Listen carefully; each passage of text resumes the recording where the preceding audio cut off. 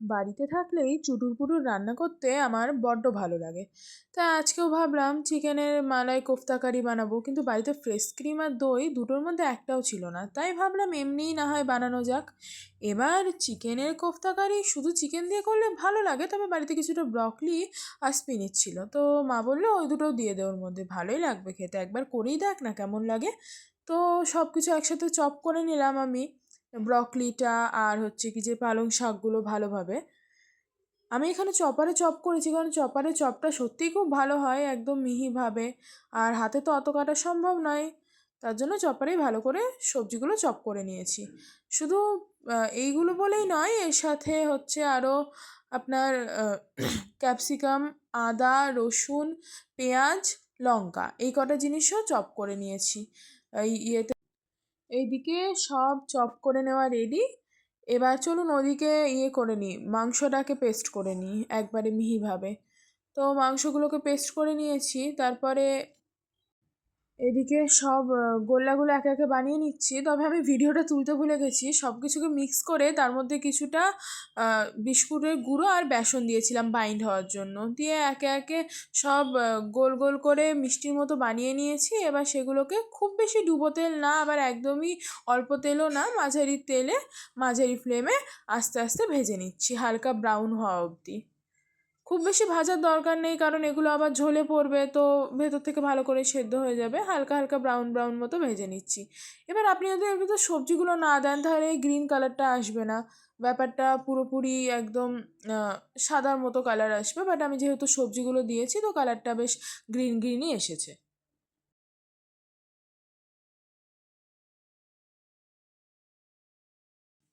ওদিকে কোফতাগুলো ভাজা রেডি হয়ে গিয়েছে। এবার এদিকে তেলের মধ্যে গোটা গরম মশলা, পেঁয়াজ, রসুন, আদা, লঙ্কা সব কিছু হালকা করে সটে করে নেব, সামান্য একটু লবণ আর কিছুটা তিল দিয়ে।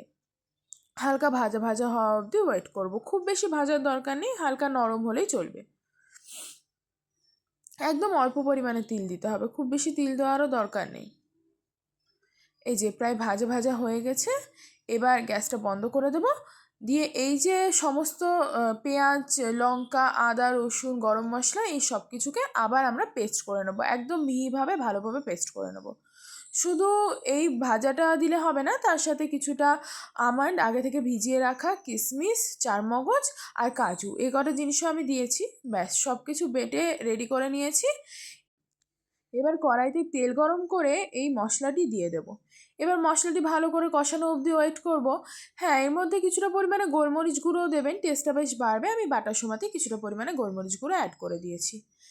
এবার ভালো করে মশলাটা কষানো অবধি, যতক্ষণ না তেল ছাড়ছে ততক্ষণ ওয়েট করব।